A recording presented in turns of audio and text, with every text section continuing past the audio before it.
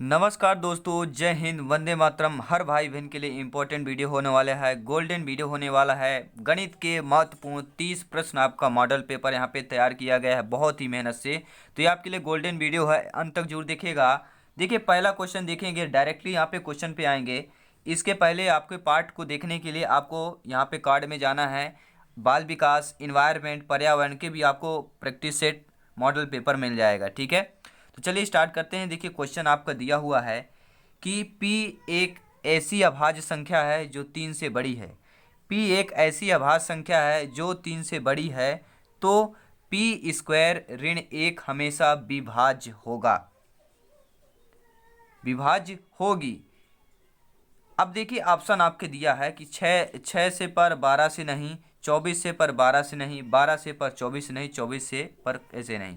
तो देखिए, इसका सोल्यूशन विथ व्याख्या लाते हैं। देखिए आपको अदर चैनल में केवल आपको क्या आंसर बता देते हैं, लेकिन मैथ्स के मॉडल पेपर में जब पूरा डिस्क्रिप्शन हम देखते हैं ना सिलेबस में, ठीक है, पूरा आंसर देखते हैं तो मज़ा आ जाता है, क्योंकि इससे रिलेटेड क्वेश्चन पूछे जाते हैं। अगर क्वेश्चन आ गया तो आप कंफर्म कर लेंगे, संख्या चेंज हो गई फिर भी कर लेंगे, क्योंकि आपको यहाँ पे क्या है, नियम मालूम होता है, रूल मालूम होता है। देखिए, अब देखिए, चूंकि जो है पी आपका क्या दिया गया है, 3 से बड़ी है। पी जो है आपका 3 से बड़ा है, यानी कि जो आपका देखिए चिन्ह लगा ना, जिस तरफ मुख खुला हो, जिस तरफ मुख खुला हो वो बड़ा का होगा, यानी कि वो आपसे बड़ा है, ठीक है। तो P बड़ा है किससे, 3 से, अर्थात P बराबर 5, 7, 11 ऐसे होगा, ठीक है, 3 से बड़ी संख्या होगी।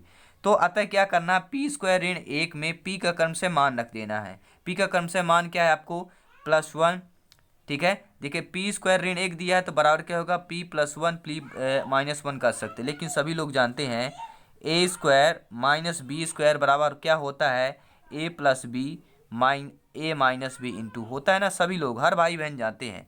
अगर यहाँ पे ए का स्क्वायर भी कर दें, एक का स्क्वायर कर देंगे तो एक का स्क्वायर कर देंगे तो एक ही होगा। तो ये आ गया ना। पी की वैल्यू अगर पहले हम 5 रखते हैं, ठीक है, फर्स्ट 5 रख के देखते हैं, तो पी स्क्वायर देखिए बराबर क्या आ जाएगा, 5 रख के देखते हैं तो 5 धन 1, 5 ऋण 1 आ जाएगा, यानी कि 6 गुणे 4 कर लेंगे तो आपका 24 आ जाएगा।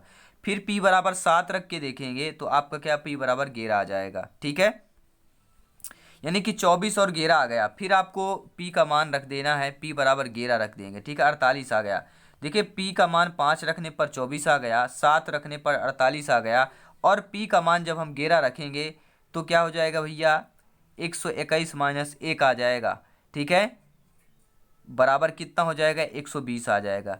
तो हम पाते हैं कि 24 से यह पूर्णतः विभाजित हो जाएगा। आपका जो 120 है, 24 से आपका पूर्णतः विभाजित हो जाएगा। अतः 6 और 12 से भी पूर्ण विभाज्य हो जाएगा, क्योंकि 24 आपका 6 चौको 24, 12 दूनी 24 होता है, ठीक है, विभाज्य है। परंतु उपर्युक्त जो विकल्प 24 है आपका, ठीक है, तो वो आपका सही है। तो चौथा ऑप्शन जो दिया है 24 से, क्योंकि देखिए गीता में कहा गया है, गीता के 8वें श्लोक में कहा गया है कि मनुष्य अपने विश्वास से निर्मित होता है, जैसा वो विश्वास करता है वैसा वो बन सकता है। तो आप भी अगर अपने अंदर विश्वास करेंगे, क्योंकि आप सब तो मनुष्य हैं, हम भी मनुष्य हैं, ठीक है, अपने विश्वास को निर्मित करते हैं, निर्मित करते हैं, तो जैसा हम विश्वास करेंगे वैसा बन जाएंगे, ठीक है। अगला प्रश्न देखते हैं, कहीं ना कहीं हमें शिक्षा मिलती है इन सब, ठीक है। अगला प्रश्न देखिए आपका क्या है कि किन्हीं 3 क्रमागत विषम संख्याओं का योगफल 27 है, तो प्रथम 2 संख्याओं के वर्गों का योगफल कितना होगा। किन्हीं 3 क्रमागत संख्याओं का योगफल 27 है, तो प्रथम 2 संख्याओं के वर्गों का योगफल कितना होगा। बहुत ही अच्छा क्वेश्चन है, बहुत बार पूछा गया है। देखिए, चलिए आइए पूरा डिस्कशन देखते हैं, डिटेल से देखते हैं, व्याख्या से देखते हैं कि माना 3 क्रमत विकस आपके विषम संख्याएं मान लेना है। माना 3 आपके क्रमागत विषम संख्या, क्या मानना है, 2x+1 मानिए, 2x+3 मानिए, 2x+5 मान लीजिए, ठीक है, क्योंकि यहाँ पे विषम संख्या दी गई इसलिए हम 1, 3, 5 माने हैं, ठीक है। 3 क्रमागत संख्या तो क्रम में है सभी लोग, ठीक है। अब प्रश्नानुसार क्या कहता है, प्रश्न आपका कह रहा है कि योगफल 27 है इन सभी का, तो यहाँ पर सभी के तीनों का योग कर देंगे, बराबर 27 कर देंगे। देखिए, 2x इतना हो गया, 6x हो गया, बराबर 3, 1, 4, 5, 4, 9, 6x धन 9 बराबर 27 के हो गया। तो 6x बराबर 27 माइनस 9, 9 इधर जाएगा तो माइनस में हो जाएगा, ठीक। तो x बराबर आपका 18/6 आ जाएगा, बराबर 3 आएगा, 3 से काटेंगे ठीक है, 6 त्रिक 18, 3 चला जाएगा, तो 6 का भाग अगर 18 में देंगे तो 3 ही आएगा ना, 6 त्रिक 18, तो 3 आपका निकल के आ गया। ठीक है, अतः तीनों क्रमगत विकट संख्याएं जो क्रम से होंगी 7, 9, 11 होगी। ठीक है, 7, 9, 11 कैसे आए, हमने क्या माना था, 2x+1 माना था, x की वैल्यू 3 आ गई, तो 3 मल्टीप्लाई 2 करेंगे, 2 3 6 आ जाएगा, x जोड़ेंगे 7 आ जाएगा। इसी प्रकार दूसरे में करेंगे, 2 गुणे 3 करेंगे, यहाँ पर 6 हो गया, 6 में 3 जोड़ेंगे 9 आ जाएगा। इसी प्रकार यहाँ पे भी करेंगे, 2 का गुणा 3 से करेंगे क्योंकि x का मान 3 है, तो 3 दूनी 6, 5, 11 हो जाएगा। तो आपके 7, 9, 11 आपकी संख्याएं हो गई, 3 क्रमागत संख्याएं निकल के आ गई। अब क्वेश्चन है कि प्रथम दो संख्याओं का वर्गों का योगफल, जो आपका देखिए प्रथम दो संख्याओं का वर्गों का योगफल पूछा है, तो आपकी प्रथम दो संख्याएं 7 और 9 निकल के आई हैं, तो 7 का वर्ग कर लीजिए प्लस 9 का वर्ग कर लीजिए, क्योंकि वर्गों का योगफल पूछा है। ठीक है, 49 और 81 को प्लस कर दीजिए, आपका आंसर आ जाएगा 130 आ जाएगा। किसी भी भाई बहन को प्रॉब्लम हो, कोई भी किसी भी फ्रेंड्स को प्रॉब्लम हो, नीचे कमेंट करके बता दीजिएगा। ठीक है, और अच्छे समझा देंगे आपको। ठीक है, अगला प्रश्न देखिए, क्वेश्चन दिया है कि 509 और 3028 का योग क्या है। बहुत ही सिंपल तरीका है। ठीक है, बहुत ही सिंपल तरीका है। कैसे सिंपल तरीका, देखिए योग पूछा है तो योग तो सभी लोग जानते हैं। ऐसे अब प्राथमिक शिक्षक में एक क्वेश्चन योग और एक गुणा का, एक भाग का, एक घटाना का जरूर आएगा। कोई भी संख्या हो सकती है, ये 4 नंबर आपके फिक्स हैं, जोड़ घटाना गुणा भाग, ये 4 नंबर फिक्स है, याद कर लीजिएगा। और अगर बेसिक मैथमेटिक्स और आपको प्रॉब्लम आ रही है बेसिक मैथमेटिक्स में, तो यहाँ कार्ड में जाइए, लास्ट को आपको थंबल में दिख जाएगा, प्ले लिस्ट में जाएंगे तो वर्ग 3 करके प्राथमिक शिक्षक मैथ्स क्लास लिखा होगा, उसकी पूरी क्लास ज्वाइन कर लीजिए। बता रहा हूँ, आप इस तरह से मैथ में फिट हो जाएंगे कि भैया कहीं से भी क्वेश्चन आ जाए। मैथ में अगर 30 में 30 लाना है, अगर आपने विश्वास कर लिया तो भैया, मन में विश्वास कर लिया तो बिल्कुल वाकई में तन में विश्वास आ जाएगा, कलम में विश्वास आ जाएगा, और एग्जाम में देख लीजिएगा 30 में 30 आएंगे। ठीक है, तो इसका प्लस कर लेंगे, 3028 बड़ी वाली संख्या ऊपर करेंगे, छोटी वाली नीचे करेंगे, 8 9 17 हो गया, 2 1 3 हो जाएगा, हासिल एक बचत है आपका 5। ठीक है, 5 हो गया, और 3 1 कम 3, यानी कि 3537 आपका आंसर आएगा। ठीक है, अगला प्रश्न देखते हैं, बहुत ही महत्वपूर्ण प्रश्न, अच्छा प्रश्न है। इस प्रश्न को हर भाई बहन यहाँ पे ध्यानपूर्वक देखेंगे कि कोई शिक्षक एक वृत्त पर 1/6 निरूपित करने के लिए कहता है। अगर आप शिक्षक के तौर पर अपने बच्चों को एक वृत्त देते हैं, ऐसा वृत्त, उस पर बोलते हैं कि आप 1/6 निरूपित करिए, तो कौन सा निरूपण आपका करेंगे। देखिए पहला ऑप्शन देखिए, दूसरा, तीसरा, चौथा, ध्यानपूर्वक देखिए और नीचे जाके कमेंट कर, वीडियो पॉज कर लीजिए, सभी फ्रेंड्स वीडियो पॉज करें और नीचे जाके कमेंट करें इसका आंसर देखकर, फिर आप देखिए वाकई आप में मेहनत कर रहे हैं कि नहीं कर रहे हैं। अगर पहली बार आए हैं, प्रॉब्लम आ रही है, तो सारे प्रैक्टिस सेट अटेंड कीजिए, प्रॉब्लम सभी दूर हो जाएंगी। ठीक है, चलिए तो इसका राइट आंसर देख लेते हैं। देखिए प्रश्न अनुसार 1/6 बराबर, यानी 6 में से एक भाग काला होना चाहिए। ठीक है, 6 में से एक भाग काला होना चाहिए। ठीक है, तो दूसरा ऑप्शन देखेंगे क्या दिया है, 1 2 3 4 5 6। अब ये सर्किल में देखिए यहाँ पे काला काला आकृति दी गई कि नहीं दी गई, देखिए हल्का सा यहाँ पे दिया गया है, सभी को समझ में आएगा कहीं ना कहीं थोड़ा। देखिए इसमें से एक में दिया गया है, इसमें आपके तीनों कॉलम काला हल्का दिया गया है। ठीक है, ये पीडीएफ फाइल है इसलिए समझ में नहीं आ रहा, इसमें एक दिया गया, इसमें तो 1/6, यानी 6 कॉलम में एक कॉलम आपका खाली हो या कि काला होना चाहिए। तो देखेंगे 1 2 3 4 5 कॉलम जो है आपके सफ़ेद हैं और एक कॉलम आपका काला है, तो दूसरा ऑप्शन सही हो जाएगा। ठीक है, तो चलिए अगला प्रश्न देख लेते हैं। बहुत ही महत्वपूर्ण प्रश्न है कि यदि x/y बराबर 6/5 हो, तो 6/7 ऋण 5x ऋण y/5x धन 7 का मान क्या होगा। बहुत ही अच्छा क्वेश्चन है, बहुत बार आज आता है, सिंप्लीफिकेशन का क्वेश्चन है, और सिंप्लीफिकेशन का बहुत ही अच्छा आपको सॉल्व मिल जाएगा। मेरा दूसरा चैनल है, आप जो स्टडी एवरीडे विजय सर, मैं चैनल का लिंक दे दूंगा, वहाँ पे मैंने सिंप्लीफिकेशन का, मैथमेटिक्स का, साधारण ब्याज के, केवल मैथमेटिक्स केवल दूसरे चैनल पे बनाए हैं। ठीक है, ये चैनल मैंने इसी वर्ष से स्टार्ट किया है, पिछले वर्ष में वो मेरा चैनल था, पहले मैंने उसी में काम किया था, उसी पर वीडियो बनाया था, तो उसका भी आपको लिंक दे दूंगा, तो उसमें आप मैथमेटिक्स पूरा प्रिपरेशन कर सकते हैं। तो इस पहले इसको सॉल्व करते हैं। इसको सॉल्व करेंगे तो देखिए कैसे आएगा। क्वेश्चन दिया कि x/y बराबर 6/5 दिया, सभी हर भाई बहन पेन कागज जरूर उठा ले करें, तभी समझ में आता है, साथ साथ में आप भी करते जाइए। ठीक है, तो देखिए x/y बराबर 6/5 दिया है। ठीक है, अब देखिए अब यहाँ पे वैल्यू पुट कर देना है। ठीक है, ये दिया x/y 6/7 माइनस ये दिया है ना। अब देखिए हम x की जगह 6 लिखेंगे, देखिए हर भाई बहन समझ गए, बहुत ही मज़ा आएगा। देखिए एक्स बटे वाई बराबर है तो एक्स बराबर 6 लिखना है आपको और वाई बराबर 5। जहाँ एक्स हो वहाँ 6 लिख दीजिएगा और जहाँ आपका वाई हो 5 लिख देना है। चलिए देखते हैं कैसे। 5 देखिए इसका आप देखते हैं कि 6/7 ऋण 5x ऋण वाई बटे 5 रख दें वाई बराबर 6/7 ऋण। अब देखिए यहाँ पर क्या लिखा गया है, 5x लिखा हुआ है तो क्या कर देंगे 5x बटे वाई कर देंगे, ऋण 1 कर दिया हमने। ठीक है, ये इजली के लिए कर दिया कि बहुत सरल तरीका हो सके, क्योंकि x बटे वाई के रूप में मान लिया है तो x बटे वाई के रूप में हमें लिखना है। तो नीचे हम क्या करेंगे 5x में बटे वाई कर देंगे और नीचे भी y कर देंगे तो कोई प्रॉब्लम नहीं होगा। दोनों में अगर ऊपर नीचे y करते हैं भाग में तो आपका अगर y बटे वाई कर देंगे तो दोनों कट जाएगा, सेम ही एक ही बचेगा। ठीक है, तो दोनों में y कर देते हैं, +1 ऋण 1 वही कर देंगे जो आपका y की जगह है। ठीक है, y की जगह यहाँ पे ऋण 1 कर दिया गया, प्लस y की जगह +1 कर दिया गया यहाँ पर। ठीक है, देखिए आगे 6/7 है, देखिए 5 गुणे देखिए जहाँ x बटे वाई है ना 5x बटे वाई 5 गुणे x बटे वाई की जगह हमने क्या रख दिया 6/5 डायरेक्टली रख दिया। ठीक है, अगर अलग अलग रखेंगे तो आपको प्रॉब्लम हो सकती थी, इसलिए हमने डायरेक्टली रख दिया और ये मान इजीली तरीके से आएगा, आप गलत नहीं हो सकता है। ठीक है, तो आपका देखिए x बटे वाई का मान इस तरह रखेंगे, ये आपका आंसर आ जाएगा 6/7 ऋण 5/7 बराबर 1/7। कोई भी प्रॉब्लम हो कमेंट बॉक्स में करिएगा, नेक्स्ट वीडियो में पूरा इसका सिलेबस लेके आ जाएंगे। सिंप्लीफिकेशन का टोटल सिंप्लीफिकेशन के क्वेश्चन रहेंगे, कमेंट बॉक्स में बताएंगे तो ऐसे क्वेश्चन भी लेकर आएंगे। ठीक है, अगला प्रश्न देखेंगे, हर प्रश्न इंपॉर्टेंट रहेगा। क्वेश्चन है कि 3 आयताकार खेत के क्षेत्रफल क्रमशः 200 वर्ग मीटर, 250 वर्ग मीटर तथा 300 वर्ग मीटर। यानी कि 3 आयताकार खेत हैं जिनका क्षेत्रफल आपका 200 वर्ग मीटर, 250 वर्ग मीटर और 300 वर्ग मीटर है। ठीक है, तीनों खेत में बराबर क्षेत्रफल की क्यारियां बनाई गई हैं। अब तीनों खेत में जो है बराबर क्षेत्रफल की क्यारियां में तब चारा होता है, बनाई गई है। ठीक है, तो प्रत्येक क्यारी की चौड़ाई 5 मीटर है, एक क्यारी की जो चौड़ाई है आपकी 5 मीटर है, उनकी अधिक से अधिक लंबाई ज्ञात करना है। चौड़ाई तो दे दिया गया क्योंकि सभी लोग जानते हैं। ठीक है, जो आयताकार क्षेत्रफल क्या होता है, लंबाई गुणे चौड़ाई होता है, तो यहाँ पर आपका चौड़ाई दे दिया गया है। ठीक है, हमें लंबाई निकालने हैं। ठीक है, तो लंबाई निकालेंगे कैसे, क्योंकि क्षेत्रफल 3 दिए, तीनों खेतों का आपका दिया है। ठीक है, और एक चौड़ाई भी दे दी गई है, अब हमें लंबाई निकालना है। तो देखिए यहाँ पर हर भाई बहन देखेंगे कैसे निकालेंगे, बहुत ही सिंपल तरीका है, इजीली तरीका, केवल समझने की ज़रूरत है।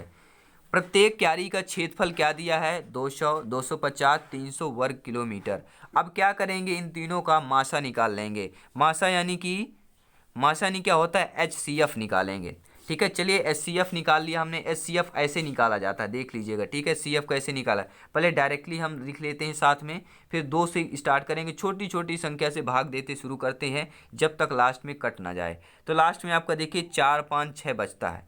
ठीक है, तो 4, 5, 6 बचेगा। अब देखिए एक ही से कटना चाहिए, अगर 2 से काट रहे हैं तो तीनों 2 से कटना चाहिए, तीनों वैसे ऐसी संख्या हो। देखिए 2 में तीनों से कटेगा, 5 में तीनों एक में कट जाएगा, 5 में भी कटेगा। इसके बाद आपका 4, 5, 6 अलग अलग संख्या है तो तीनों नहीं कट पाएगा। 2 से काटेंगे 4, 6 कट जाएगा, लेकिन 5 आपका नहीं कटेगा। तो ऐसे आपका HCF निकाला जाता है। तो देखिए HCF कितना आ गया, 2 पंचे 10, 50 आ गया। यानी कि 5 गुणे 5 वर्ग मीटर, तो आपका 50 वर्ग मीटर आपका क्या HCF निकल के आ गया।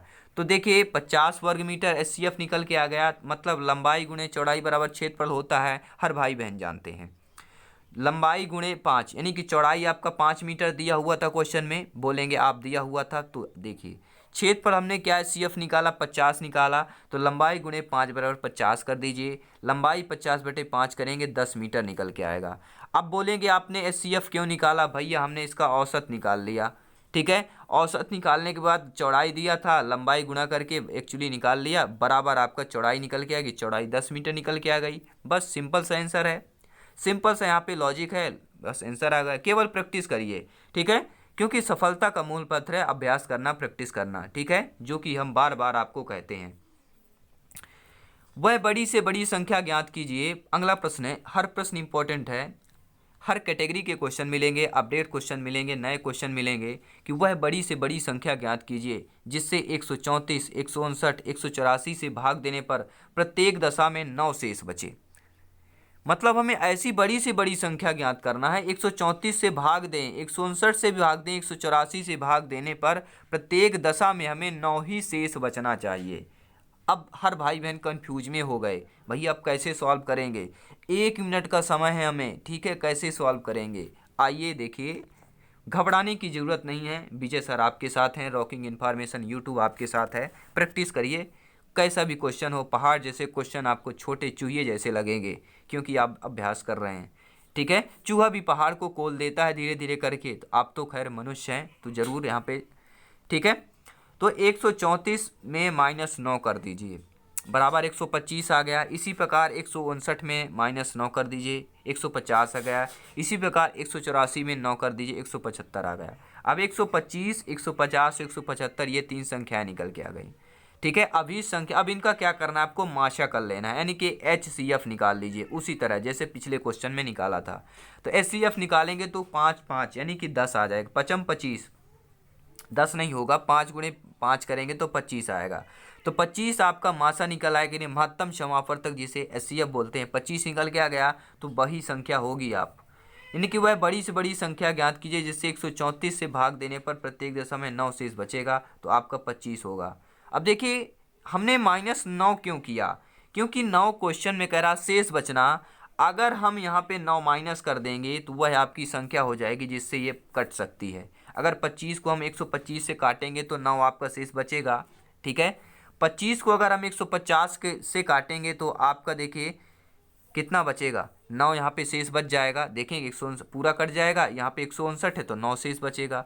25 को अगर हम यहाँ पे 175 से करते हैं तो ठीक है, तो 25 चौको 100, 25 सत्ते 175 होता है। अगर वहीं 184 होता तो आपका 9 शेष बचता, इसीलिए हमने 9 माइनस कर दिया। 125, 150, 175 निकल के आ गया।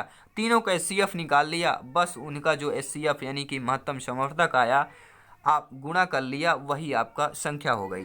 तो हर भाई बहन समझ गए होंगे। अगला प्रश्न देखते हैं कि 3 क्रमागत विषम संख्याओं का औसत दिया है। देखिए 3 क्रमागत संख्याएं हैं जो कि विषम संख्या है, उनका औसत x+1 है। यदि पहली एवं तीसरी संख्या का गुणनफल 165 हो, पहली और तीसरी संख्या का कितना हो, 165 हो, तो दूसरी संख्या निकालना है। यानी पहली तीसरी का तो दिया है, हमें बीच वाली संख्या निकालना है। चलिए आइए देखते हैं इसका आंसर क्या होगा। सलूशन देखते हैं कि माना पहली संख्या x मान लिए, दूसरी x+2 मान लिया, तीसरा x+4 मान लिया। ठीक है, इतनी संख्या हमने मान लिया। अब करेंगे क्या, x+1 तीनों को जोड़ लेंगे। देखिए क्वेश्चन में क्या, तीनों प्रश्नानुसार क्या कह रहा है कि 3 विषम संख्याओं का औसत आपका x+1 दिया है। औसत मतलब होता है, औसत सभी लोग जानते हैं ना, x+ मतलब तीनों का औसत दिया है, तो औसत में अगर 3 का गुणा कर देंगे तो दोनों वैल्यू बराबर हो जाएगी। ये आपकी देखिए पूरा संख्याएं हो गई, और ये औसत x+1 दिया है, इसमें हमने 3 का गुणा कर दिया तो दोनों बराबर हो गए, क्योंकि 3 संख्याओं का औसत आपका x+1 दिया था, इसलिए हम 3 का गुणा कर दिए, अब दोनों बराबर में हो गए। ठीक है, यहाँ करेंगे 3x धन 6 आ गया, यहाँ करेंगे 3 × x धन 1 आ गया। अब देखिए यहाँ आप लोग यहाँ पे क्वेश्चन में देखेंगे कि क्वेश्चन में क्या दिया गया था कि यदि पहली और तीसरी संख्या का गुणनफल आपका 165 दिया है। ठीक है, तो देखिए पहला आपका हमने क्या माना था, x माना था, और तीसरा x+4 माना था। तो x × x+4 165 ये क्वेश्चन में दिया है। अब x × x+4 इस संख्या का हम क्या कर लेंगे, गुणनखंड कर लेंगे। क्या करेंगे, इस संख्या का गुणनखंड करेंगे। गुणनखंड देखिए इसका अगर गुणा करते हैं तो x² + 4 आ जाएगा। ठीक है, x² + 4 आएगा, इसकी वैल्यू अगर डायरेक्टली हम निकालते हैं x² + 4x आ जाएगा। ठीक है, और बराबर 165 है, अगर हम कर लेंगे तो 165 यहाँ हो जाएगा और बराबर 0 हो जाएगा, यानी x² + 4x ऋण 165 बराबर 0 आ गया। ठीक है, अब क्या करना है आपको, ये 4x जो है ना, तो ये कितना करें कि गुणनफल, देखिए यहाँ पे आपको गुणनखंड करना है। ठीक है, मैं आपको समझा देता हूँ, देखिए डीपली में समझा देता हूँ, थोड़ा कलर चेंज कर लूँ आपको समझ में आए। ठीक है, यानी कि देखिए x² + 4x है -165 बराबर 0 है, इस संख्या का अब हमें गुणनखंड निकालना है। यानी कि आपका देखिए योग और आपका क्या हो, 4x होना चाहिए, योग 4x होना चाहिए और गुणनफल 165 होना चाहिए, यही गुणनखंड निकाला जाता है। ठीक है, हो सकेगा गुणनखंड विधि का मैं अगला एक पार्ट बना दूंगा, गुणनखंड कैसे निकाला जाता है। ठीक है, टेंशन मत लीजिएगा, सब कुछ यहाँ पे मिलने वाला है, सब मटेरियल मिलेगा, सब लॉजिक मिलेंगे आपको। चलिए इसका गुणनखंड कर लेते हैं।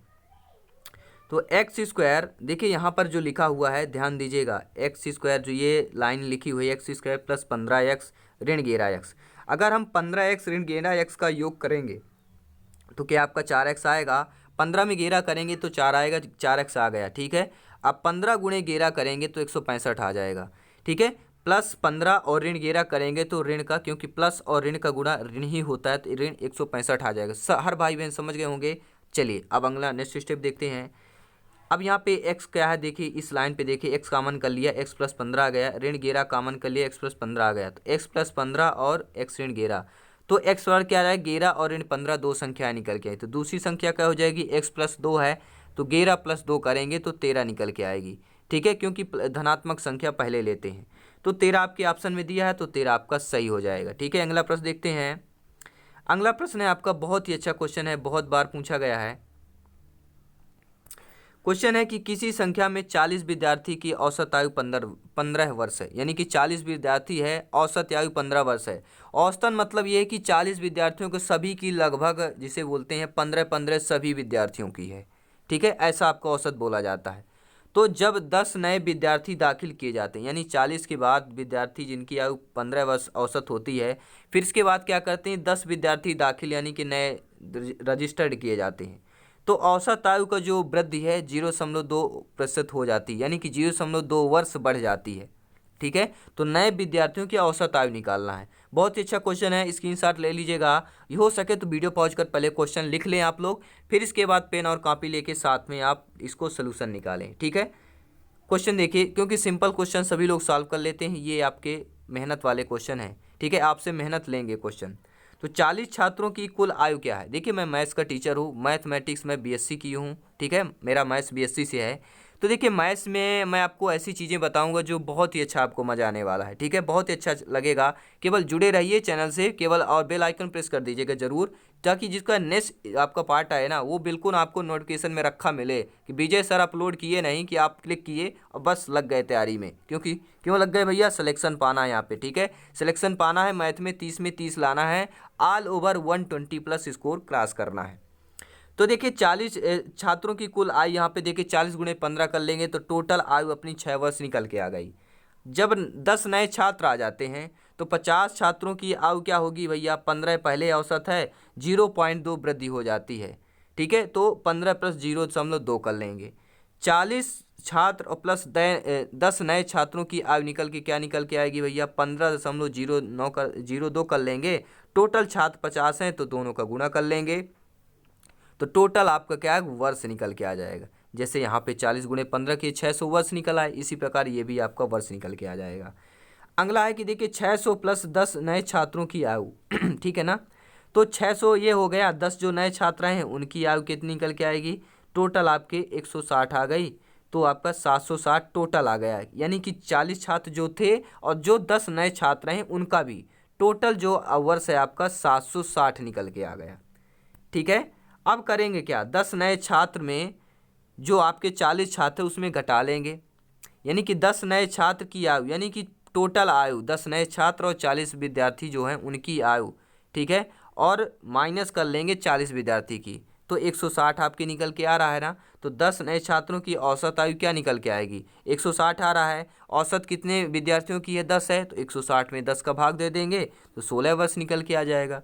यानी अभी जो औसत होगा 15 प्लस 0.2 कर देंगे, 40 प्लस 10 कर देंगे, ऋण 40 गुणे 15 कर देंगे, बटे में 10 कर देंगे तो 16 वर्ष आ जाएगा। ठीक है, इस आप औसत सूत्र से भी निकाल सकते हैं और डायरेक्टली विधि से, दोनों से आप निकाल सकते हैं, जो आपकी इच्छा हो, जो आपकी समझ में आए दोनों कर लीजिएगा। ठीक है, चलिए हम अगला प्रश्न देखते हैं कि एक व्यापारी दो वस्तुओं में से प्रत्येक को 6,000 में बेचता है। एक व्यापारी है, दो वस्तुओं के क्या करता है 6,000 में बेच देता है।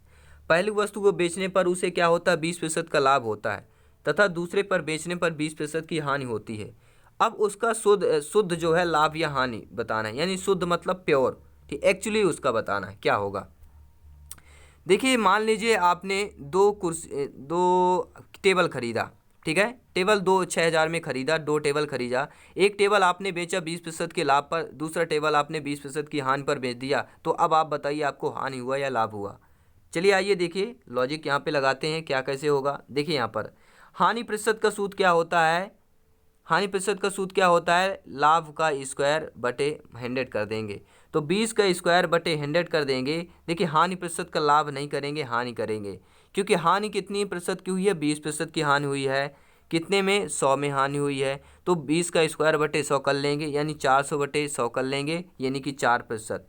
4% आपकी क्या हानि हो गई, ठीक है। हानि प्रतिशत का सूत्र होता है हानि प्रतिशत बटे 100, हानि प्रतिशत बटे 100, यानी हानि बटे 100 कर लेंगे, क्योंकि प्रतिशत में है। तो हानि आपका कितना, 20 है, 20 बटे 100 कर लेंगे, 20 का स्क्वायर करेंगे, क्योंकि हानि का स्क्वायर होता है, ठीक है। चलिए तो सभी हर भाई बहन समझ गए होंगे। अगला प्रश्न देखते हैं।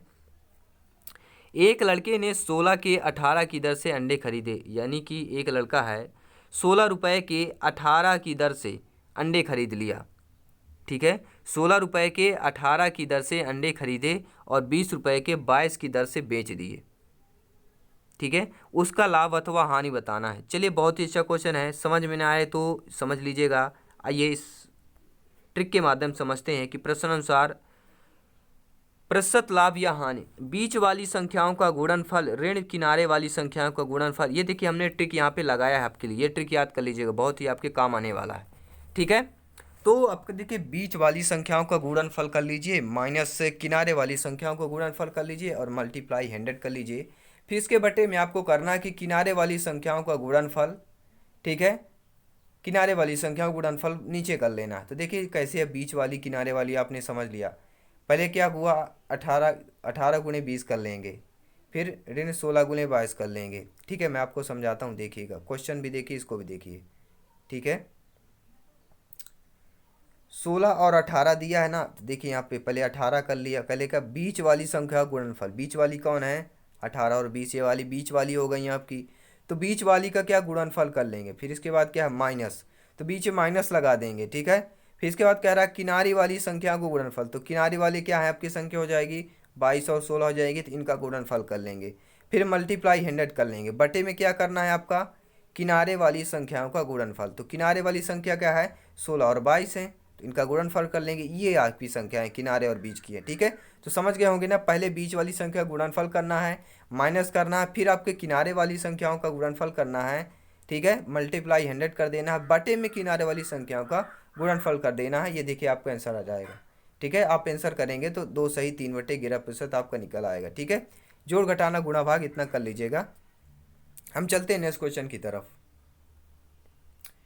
देखिए अगला प्रश्न क्या कह रहा है कि कौन सी धनराशि जो है आपकी साधारण ब्याज से 5 वर्षों में 520 और 7 वर्षों में 568 हो जाती है। यानी कि ऐसी कौन सी धनराशि है जो 5 वर्षों में आपकी 520 रुपये हो जाती है और 7 वर्षों में 568 रुपये हो जाएगी। तो चलिए देखते हैं, यानी कि मूलधन हमें निकालना है यहाँ पर। चलिए मूलधन निकालते हैं। मान लेते हैं कि मूलधन x रुपये है, दर आपका 8% है। तो प्रश्न अनुसार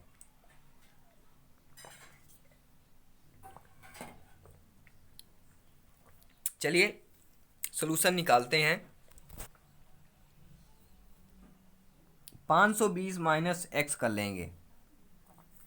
अब आप बोलेंगे 520 से आ कहाँ से गया, तो आपने लिखे देखे 5 वर्षों में कितना हो जाता है, 520 रुपये हो जाता है ना, वही 520 है ये, ठीक है। तो 520 माइनस एक्स करेंगे बराबर मूलधन में क्या करेंगे, माइनस कर लेंगे। तो आपका देखिए 5 वर्षों में 20 हो जाता है, यानी कुछ ब्याज मिला होगा तो अधिक ना होगा 520, तो मूलधन में माइनस कर दिए इसका, तो आपका ब्याज निकल के आ गया। फिर इसके बाद करेंगे मूलधन गुणे दर गुणे समय बटे 100 होता है। साधारण ब्याज बराबर क्या होता है आपका, मूलधन गुणे दर गुणे समय बटे 100 होता है ना। तो ये आपका 520 माइनस एक्स क्या साधारण ब्याज निकल के आएगा, क्योंकि जब आप 5 वर्ष की ब्याज और प्लस मूलधन टोटल आपका 520 है, उसमें मूलधन कर देंगे तो आपका साधारण ब्याज निकल के आ जाएगा, ठीक है। और बराबर साधारण ब्याज का सूत्र रख देंगे एक्स, यानी कि मूलधन गुणे दर गुणे समय बटे 100। देखिए मूलधन हमने एक्स माना, दर 8% और समय आपका 5 वर्ष है, बटे 100 कर देंगे। अब देखिए इसका सोल्यूशन बहुत ही सिंपल है। 52,000 ऋण 100 एक्स आ जाएगा, क्योंकि 100 का गुणा जब यहाँ ऊपर होगा तिर्यक मल्टीप्लाई होता है जिसे बोलते हैं। तो 100 ऊपर चला जाएगा, इस साइड आएगा तो ये तो 520 में 100 का होगा तो 52,000 हो जाएगा, और माइनस 100 में x का गुणा होगा तो 100x हो जाएगा। बराबर ऊपर बचा क्या भैया, 5rx बचा। समीकरण पहला डाल दीजिए। इसके बाद देखते हैं 568 ऋण x करेंगे, क्योंकि 7 वर्षों में कितना हो जाता है, 568 रुपये होता है। अब इसमें में हम मूलधन अगर माइनस कर लेंगे तो आपके 7 वर्षों की जो ब्याज निकली थी यानी साधारण ब्याज निकल के आ जाएगी। तो साधारण ब्याज बराबर मूलधन गुणे दर गुणे समय बटे 100 कर देंगे। मूलधन आपका x है, दर r है, और समय आपका 7 वर्ष में, ठीक है, क्योंकि 7 वर्ष में आपका 568 टोटल हो रहा है, ठीक है, टोटल हो रहा है। ब्याज और मूलधन आपका दोनों यहाँ पे जुड़ा हुआ है। तो ऐसा आप देखिए ये भी 100 है तो इधर देखिए 100 है तो इस तरह तिर्यक मल्टीप्लाई होगा तो इस तरह आपका 100 यहाँ पे मल्टीप्लाई हो जाएगा, ठीक है, समझ रहे हैं ना, इस तरह आपका 100 मल्टीप्लाई हो जाएगा। इसके बाद करें क्या, ये आपका निकल गया है कि 56,800 ऋण 100x यानी कि 100x बराबर 7xr, यानी कि दूसरा समीकरण आ गया। आपको करना क्या है, पहला समीकरण दूसरी संख्या क्या करना है, दूसरे में पहले घटा दें, क्योंकि दूसरे में आपका बड़ी संख्या है और पहली छोटी है। तो समीकरण 2 माइनस 1 कर दीजिए। कैसे माइनस करेंगे, देखिए ऐसे, समीकरण 2 में 1 का माइनस करेंगे तो देखिए आपका सर्वप्रथम बता दूं 100x दोनों के कट जाएंगे, ठीक है, क्योंकि 100x सेम है, ठीक है। अगर देखिए 2 माइनस 1 करेंगे, माइनस में ऑलरेडी एक माइनस में है तो ये बीच वाला प्लस हो जाएगा, यानी कि 2 + 1 कहलाएगा आपका, ठीक है। तो आपके क्या है, धन ऋण चेंज हो जाएंगे। अगर आपका समीकरण 2 माइनस 1 में अगर ये आपका धन है तो ऋण हो जाएगा, ये धन है, ऋण है तो धन हो जाएगा, ये ऋण में हो जाएगा, ठीक है। तो चलिए 7xr में 5xr चले गए तो बचेंगे 2xr, ठीक है, और 100 में 100 दोनों कैंसिल हो जाएंगे, और 56,800 में 52,000 चले गए तो आपका 4,800 बचेगा। अब देखिए यहाँ पे देखेंगे कि 2xr बराबर 4800 है, तो 4800 xr बराबर क्या हो जाएगा, 4800 बटे 2 कर देंगे, तो 4800 में बटे 2 कर देंगे तो 24 से आ जाएगा, यानी xr यानी मूलधन और दर बराबर क्या आ गया, 2400 निकल के आ गया। तो xr की मान जो समीकरण हम 1 में रख देंगे, समीकरण 1 हमारा क्या निकल के आया था, ध्यान देखिएगा कि 52,000 ऋण 100x बराबर 5 आ गया, ठीक है, बराबर क्या था, मूलधन गुणे दर बटे 100 था, 100 का हमने यहाँ मल्टीप्लाई कर दिया, ऊपर क्या बचा आपका 5rx बचा, ठीक है। xr की वैल्यू आपकी 2400 निकल के आ गई, तो 5 गुणे 2400 कर देंगे तो x की वैल्यू निकल के आ जाएगी, ठीक है, x की वैल्यू आपकी 400 निकल के आ गई, यानी कि मूलधन आपका कितना निकल के आ गया, 400 निकल के आ गया। अब देखिए खोदा पहाड़ निकली चूहिया, यानी कि इतना सारा सॉल्व करने के बाद फिर आपका मूलधन 400 निकल के आ गया, ठीक है। देखिए इस क्वेश्चन में आपको 2 से 3 मिनट लग सकते हैं, क्योंकि देखिए कुछ क्वेश्चन ऐसे होते हैं जो आप पेडागोजी में अभी आएंगे क्वेश्चन, तो उनमें आपके देखिए 10 से 12-15 सेकंड लगते हैं, हो सके तो 5 सेकंड में आप कुछ क्वेश्चन को सॉल्व कर लेते हैं। तो मैथमेटिक्स में टाइम लगता है इसलिए, ठीक है, तो मैनेज हो जाता है, दिक्कत नहीं है। अगला प्रश्न देखेंगे, कोई धनराशि साधारण ब्याज की किसी दर से 2 वर्षों में 756 हो जाती है। मान लीजिए कोई धनराशि है साधारण ब्याज की दर से 2 वर्षों में क्या है, 756 हो जाती है, ठीक है, तथा 3 सही 1/2 वर्षों में 873 हो जाती, तो वार्षिक ब्याज की दर क्या होगी। देखिए पिछले जैसे क्वेश्चन ही है, लेकिन उसमें क्या मूलधन निकालना था, यहाँ आपकी वार्षिक क्या है, ब्याज की दर निकालना है।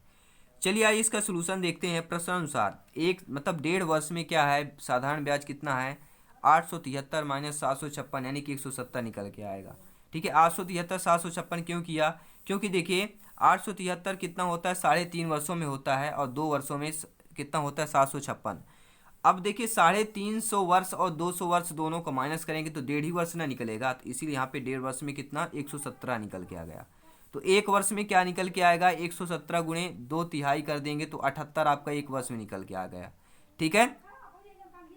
सभी लोग समझ गए होंगे, क्योंकि देखिए 1 वर्ष में क्या 78 आपका निकल के आ गया ना, तो 2 वर्ष का क्या हो जाएगा, 78 गुणे 2 करेंगे 156 आ गया। सभी लोग समझ गए होंगे। देखिए 1.5 वर्ष का क्या निकल के आ गया आपका, जब 3.5 वर्ष में, ठीक है, 3 सही 1/2 वर्ष में माइनस 2 वर्ष करेंगे तो 1.5 ही वर्ष निकलेगा, यानी कि 1 सही 1/2 यानी 1.5 वर्ष आया, तो 1.5 वर्ष में आपका 117 निकल के आ गया, ठीक है।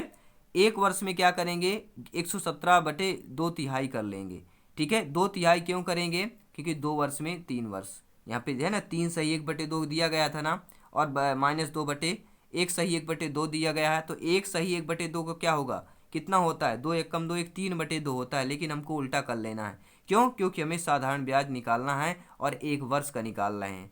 तो आपका कितना आ गया, 2/3 आ गया। इसके बाद 2 वर्ष का निकालेंगे, 78 का 2 कर देंगे, क्योंकि 1 वर्ष का 78 है तो 2 वर्ष का 78 गुणे 2 हो जाएगा, तो 156 निकल के आ गया। तो 2 वर्ष का मूलधन बराबर क्या हो जाएगा, मिश्र धन ऋण साधारण ब्याज होता है। ठीक है, तो देखिए मिश्र धन आपका 756 निकल के आया था। ठीक है, सभी लोग जानते हैं मिश्र धन आपका 756 था, और 156 आपका क्या है, 2 वर्षों का निकल के आ गया साधारण ब्याज, बराबर 600 आपका क्या निकल के आ गया, 600 क्या निकल के आ गया, 2 वर्ष का मूलधन आ गया आपका। अब निकालना है दर, क्योंकि क्वेश्चन में दर प्रतिशत पूछा गया, तो दर निकालेंगे। दर का सूत्र क्या होता है, ब्याज गुणे 100 बटे मूलधन गुणे समय होता है। ब्याज आपकी कितनी निकल के आई थी, 156 2 वर्षों की। ठीक है, गुणे 100 कर देंगे, मल्टीप्लाई आपका मूलधन कितना निकल के आया 600, गुणे 2 कर लेंगे, समय कितना है 2 वर्ष का है। ठीक है, बराबर कितना निकल गया, 13% आ गया। देखिए आपका आंसर होगा, करेक्ट होगा। अगला प्रश्न देख लेते हैं। ठीक है, यदि दो समांतर रेखा को एक तिर्यक रेखा काटे तो शीर्षाभिमुख कोण क्या होंगे, आपस में समान होंगे। दोनों का योग 180 यश होगा, दोनों का योग 90 होगा, या ऊपर में से कोई नहीं। यदि दो समांतर रेखा को एक तिर्यक रेखा काट दे, चलिए आइए देखते हैं, आपस में समान होते हैं। ठीक है, देख लीजिएगा, यदि दो समांतर रेखाएं अगर जा रही हो, ठीक है, एक तिर्यक रेखा काट दे, यानी कि एक ये ऐसी तिर्यक रेखा काट दे, तो शीर्षाभिमुख कोण जो होगा वह पूछ रहा है। तो देखिए जो शीर्षाभिमुख कोण का होता है ये कोण हो गया। ठीक है, ये कोण जो है, तो आपका क्या दोनों समान ही ना होंगे। अगर ये आपका 60 का है तो ये भी आपका 60 डिग्री का होगा, तो शीर्षाभिमुख कोण यही कहलाते हैं। शीर्षाभिमुख यानी कि शीर्ष के विमुख में हो। ठीक है, तो दोनों 60 ही के होंगे।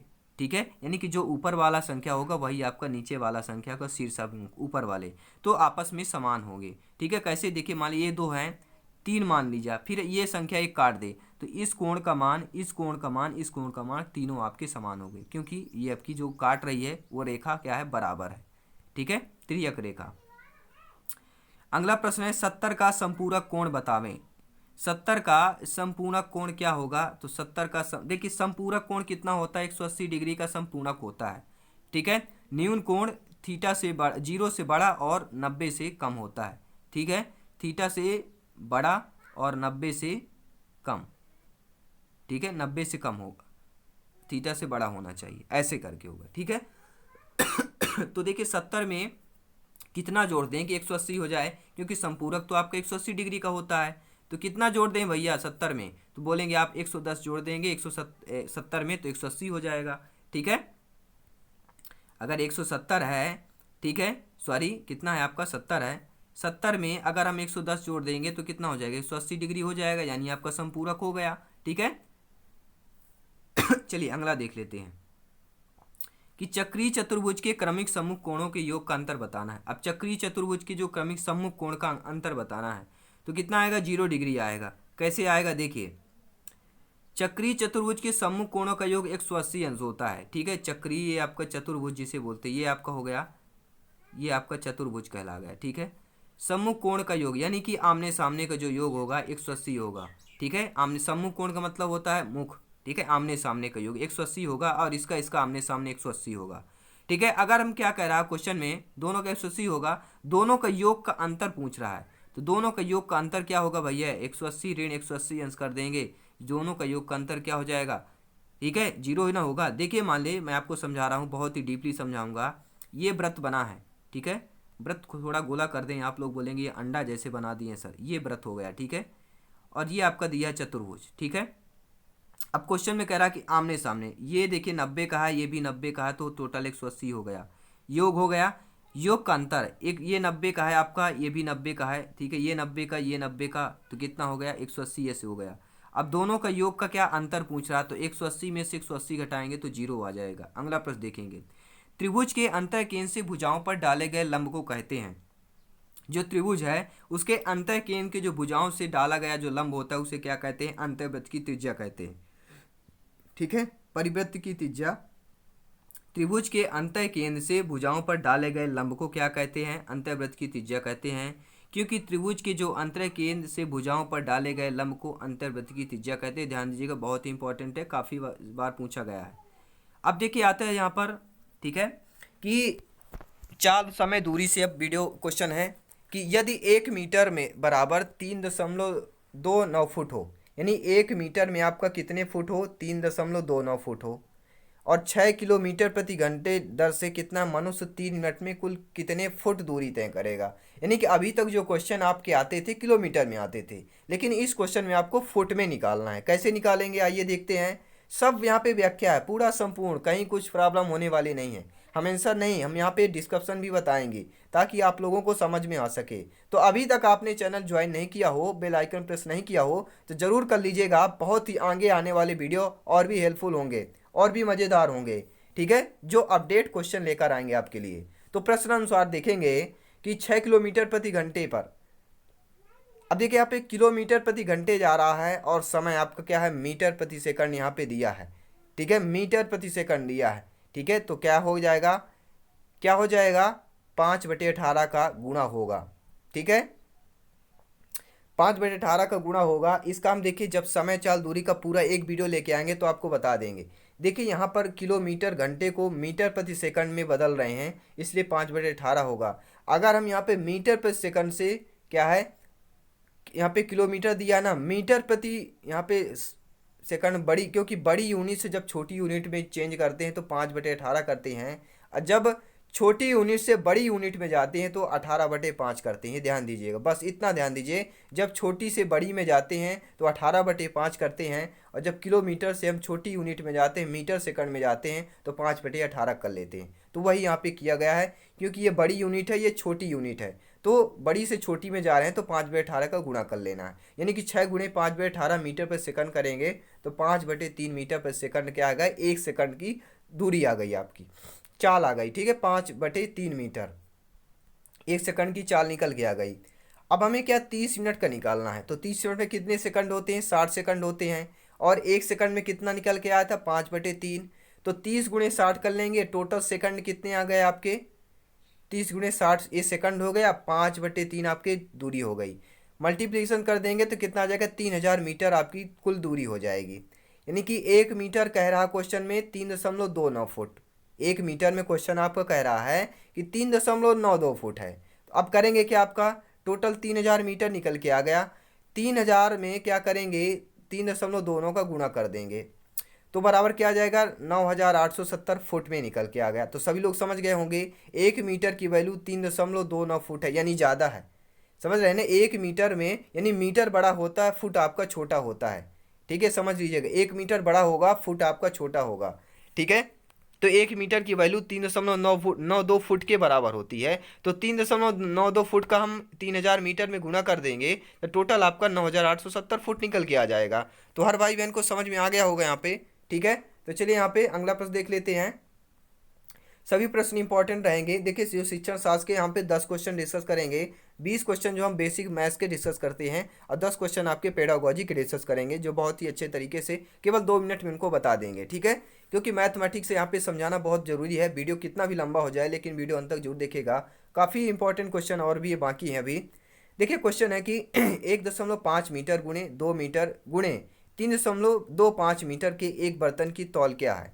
बहुत ही अच्छा क्वेश्चन है, लॉजिक क्वेश्चन है और दिमाग लगा लिया है। देखो यहाँ पे क्वेश्चन में दिमाग लगाया गया है। अब क्या दिमाग लगाया है, चलिए आइए सोल्यूशन में देख लेते हैं। क्योंकि बर्तन का आयतन यहाँ पे दे दिया गया है, बर्तन का आयतन सभी लोग जानते हैं घन मीटर में होता है, ठीक है।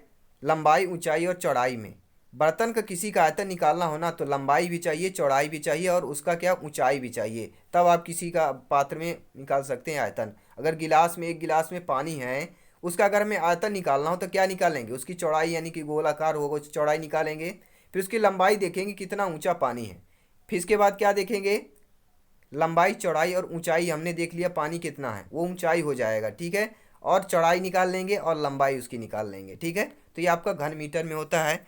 तो यहाँ पे निकालेंगे 1.5 गुणे 2 गुणे 0.25 कर लेंगे तो आपका कितना निकल के आएगा, 0.75 मीटर घन में निकल के आएगा, क्योंकि आयतन आपका घन मीटर में होता है, ठीक है। एक घन मीटर की वैल्यू कितनी होती है, 10⁶ घन सेंटीमीटर होती है, इतना ध्यान दीजिएगा, ठीक है। ध्यान पूर्वक पूरा देखिए, समझ आ जाएगा। अब दिया है 0.75 घन मीटर है। अब करेंगे क्या, 0.75 गुणे 10⁻⁶ कर देंगे तो आपका क्या घन सेंटीमीटर निकल के आ गया। 75 गुणे 10⁻⁴ क्या निकल के आ गया, घन सेंटीमीटर में निकल के आ गया। चूंकि एक घन सेंटीमीटर कितने में होता है, 1 ग्राम के बराबर होता है, यानी 1 घन सेंटीमीटर आपका 1 ग्राम के बराबर होता है। तो देखिए यहाँ पर क्या करेंगे, 75 × 10⁻⁴ घन सेंटीमीटर बराबर 75 × 10⁻⁴ ग्राम आ जाएगा, क्योंकि दोनों बराबर हैं। चाहे घन सेंटीमीटर कह लें चाहे ग्राम कर लें, दोनों की इकाइयाँ बराबर हैं यहाँ पर, ठीक है। अब ये ग्राम में आ गया।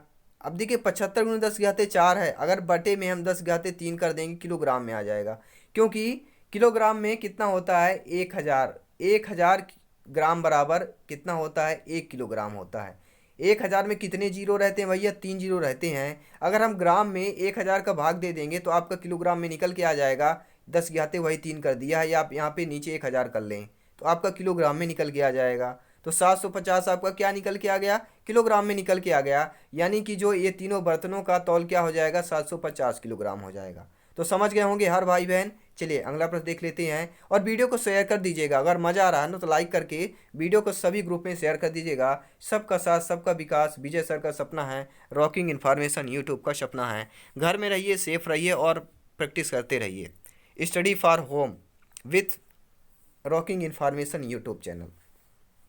क्वेश्चन देखेंगे, एक आयताकार छेद का परिमाप 160 मीटर है। मान लीजिए एक आयताकार छेद है कोई, उसका परिमाप क्या है आपका 160 मीटर है। उसकी दो आसन्न भुजाएं का अंतर 48 मीटर है। उस वर्गाकार छेद की एक भुजा जिसका छेद उस आयताकार छेद के क्षेत्रफल के बराबर होगी। देखिए क्वेश्चन थोड़ा घुमा दिया है, चलिए समझते हैं क्या होगा इसका आंसर, ठीक है, आसानी पूर्वक समझेंगे।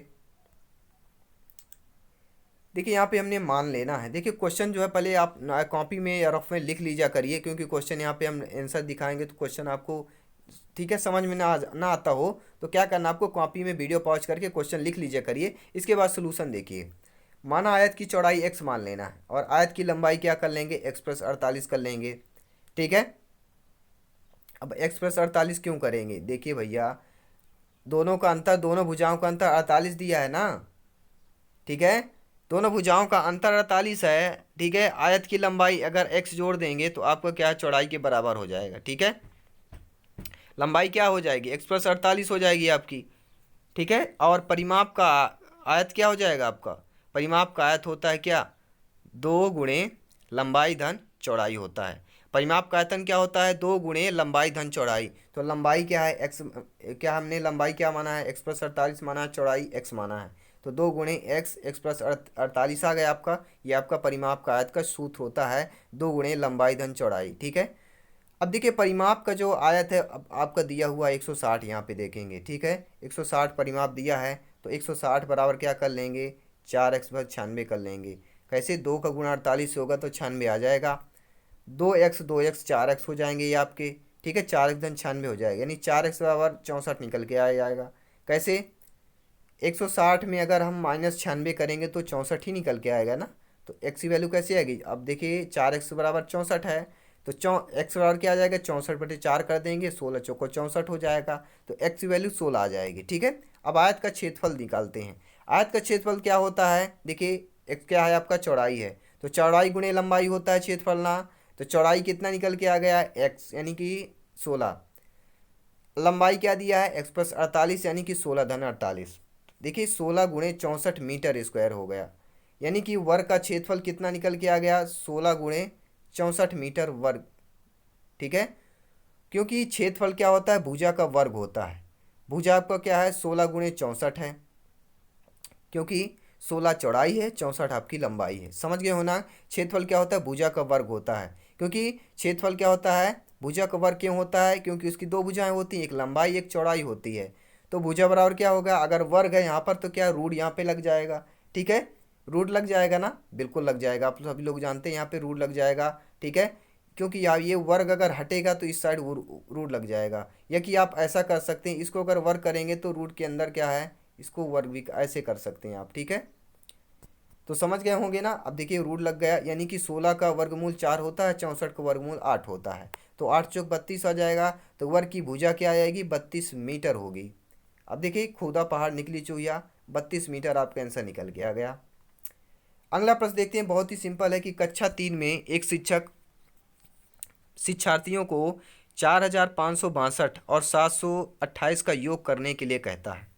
तो एक शिक्षार्थी प्रश्न के उत्तर में निम्न प्रकार से प्रतिक्रिया करता है। अब देखिए यहाँ पे 10 क्वेश्चन हम शिक्षण 7 पेडागोजी के डिस्कस करेंगे, ठीक है। अब देखिए कक्षा 3 का एक शिक्षार्थी है, बालक है। शिक्षक होने के तौर पर आप क्या उनको ये संख्या देते हैं प्लस करने के लिए, वो ऐसे प्लस करता है, तो प्रतिक्रिया करता है, ऐसी प्रतिक्रिया करता है, उसे आप क्या कहेंगे? ठीक है, ये 4 ऑप्शन दिए हैं। यह प्रतिक्रिया वो दर्शाती है कि बच्चे में कमी है। अब देखिए इसको जोड़ेंगे, 8 2 10 होता है, लेकिन उसने 2 लिखा है। ठीक है, तो ये कहीं ना कहीं अब क्या है, इनकी कमी क्या है, बच्चे में क्या कमी दर्शाती? स्थानीय मान की अवधारणा है, या कि पुनर्समूहीकरण के द्वारा उपयोग कौशल है, या योग के सही क्रम की अवधारणा है, या कि योग का कौशल है? तो क्या कमी है उसमें, उस बालक में? स्थानीय मान की कमी। क्या है? स्थानीय मान की कमी होगा। ठीक है, अगला प्रश्न देखते हैं। देखिए अगला प्रश्न है आपका कि एक बच्चा मानसिक रूप से क्या है 27 प्लस 38 को 65 के रूप में परिकल्पित करता है। जब उसे योग करने के तरीके के बारे में व्याख्या करने को कहा जाता है तो उसने प्रतिक्रिया के रूप में कहा कि 38 और 40 के नज़दीक है, इसलिए 37 और 40 67 है, तो मैंने 65 को प्राप्त करने के लिए 2 घटा दिए। समझ गए ना? तो योग करने की यह युक्ति क्या कहलाएगी? ठीक है, देखिए एक बार और समझाता हूँ कि मानसिक रूप से क्या है, एक बच्चा 27 28 को 65 के रूप में परिकलित करता है। इसी प्रकार 38 और 40 जो है नज़दीक है, तो 27 और 40 67 है, तो 65 को प्राप्त करने 2 घटा दिया है। ठीक है, अब देखिए लॉजिक क्या है, योग करने की ये युक्ति क्या है, युक्ति आपको देखना है। देखिए आप योग ये घटाना में मत पड़ जाइए, क्योंकि ये शिक्षण शास्त्र है, केवल आपका प्रतिक्रियारी है। जैसा आप कर रहे हैं ना वैसे आपका बच्चा कर रहा है। ठीक है, जैसे आप कर रहे व्याख्या करने के लिए कहा गया तो प्रतिक्रिया के रूप में कहा कि ऐसे नज़दीक है, तो हमने 2 घटा दिया, तो क्या ये प्रतिकारी हो जाएगा? क्योंकि छात्र 38 40 के बीच में 2 को निकालता है, इसी प्रकार 67 65 के बीच में 2 को निकाल दे, क्योंकि 48 40 कितना डिफरेंस है 2 का, 67 65 में कितने का डिफरेंस है 2 का। तो प्रश्न वह पुराने समूह से ही परिवर्तन कर उत्तर दे देता है। ठीक है, तो अगला प्रश्न है कि शिक्षार्थी के गणितीय निष्पादन अवरोधन के साथ संबंधित का चाक्षुष स्मृति अवरोध का संभावित संकेतक क्या होगा? शिक्षार्थी के गणितीय निष्पादन अवरोध के साथ संबंधित चाक्षुष स्मृति अवरोध का संभावित संकेतक क्या होगा? तो होगा आपका गणित संबंधी तथ्यों के संधारण के अयोग्यता और समय बताने में कठिनाई। क्योंकि चाक्षुष जो स्मृति होती है ना, सर्वाधिक बाधा जो है गणित संबंधी तथ्यों को समझने के लिए आवश्यक तथ्य ही माना जाता है चाक्षुष स्मृति को। ठीक है, अब देखिए ये प्रश्न देखिएगा, हर प्रश्न इंपॉर्टेंट रहेगा। पहले ध्यानपूर्वक देखेंगे कि नीचे दिए गए चित्र को कुल कितने आयत है, आप चलिए बताइए। हर भाई बहन नीचे कमेंट करके बताइए कितने आयत है इसमें। इसमें देखिए कितने आयत हैं। अब बोलेंगे 1 2 1 2 3 4 5 6। अब हम लोग यही बोलेंगे 6, बस 6 है, 6 नहीं है। देखिए आयत गिनना नहीं, यहाँ पर उपरोक्त प्रश्न की जांच करके बताना कि शिक्षार्थी के ज्ञान की, शिक्षार्थी की समझ की, सजाने की सजनता की, क्योंकि ये शिक्षण शास्त्र है। ठीक है, शिक्षण शास्त्र में देखिए शिक्षार्थी की समझ की बोधगम्यता बताएगी, क्योंकि प्रश्न में आयतों की संख्या पूछकर शिक्षक जो है शिक्षार्थी की समझ यानी कि बोध जो गम्यता की जाँच करता है। ठीक है, अगला प्रश्न है, राशिद कक्षा 5 में पढ़ता है, वह विभिन्न प्रकार की त्रिभुजों को भिन्न श्रेणियों में वर्गीकृत कर सकता है, लेकिन त्रिभुज में 3 कोणों का योग 180 अंश होता है। इसके अमूर्त प्रमाण को समझने के लिए उसे कठिनाई होती है। तो पियाजे के संज्ञानात्मक सिद्धांत के अनुसार राशिद किस चरण पर है? कठिनाई हो रही है उसको समझने में, तो किस चरण पे कहलाएगा भैया? कठिनाई हो रही है तो मूल संक्रियात्मक अवस्था कहलाएगी। क्योंकि यदि कोई शिक्षार्थी प्रश्न को वर्गीकृत कर सकता है परंतु उस प्रकार के प्रश्नों को व्याख्या करने में असमर्थ होता है, वर्गीकृत कर दे लेकिन व्याख्या करने में असमर्थ हो, तो पियाजे के संज्ञानात्मक सिद्धांत के अनुसार मूल संक्रियात्मक अवस्था के चरण पर होगा। वर्गीकृत कर दे लेकिन उसका जो व्याख्या न कर पाए तो मूर्त संक्रियात्मक अवस्था का चरण होगा। ठीक है, अगला प्रश्न देखिए, राष्ट्रीय पाठ्यचर्या रूपरेखा से है, एनसीएफ 2005 से क्वेश्चन है, बहुत ही इंपॉर्टेंट क्वेश्चन है, हर बार लगभग पूछा जाता है इस प्रकार के क्वेश्चन कि राष्ट्रीय पाठ्यचर्या रूपरेखा के अनुसार गणितीय शिक्षा का मुख्य उद्देश्य बच्चे के गणितीय की क्षमताओं का विकास करना, स्कूली गणित सीमित का लक्ष्य है। लक्ष्य अब क्या, लाभप्रद क्षमताओं का विकास, यहाँ गणितीयकरण बच्चे की क्षमताओं का विकास करने की ओर संकेत करना है। कौन सी क्षमताओं का विकास भैया? तो यहाँ पर देखेंगे पूर्वाधारण, पूर्वाधारणों के उनके तार्किक निष्कर्ष का अनुशीलन करने और अमूर्तन का संचालन करने के लिए गणितीय रूप में चिंतन और तर्क के बच्चे के संसाधनों का विकास करने में। ठीक है, चलिए अगला प्रश्न देख लेते हैं।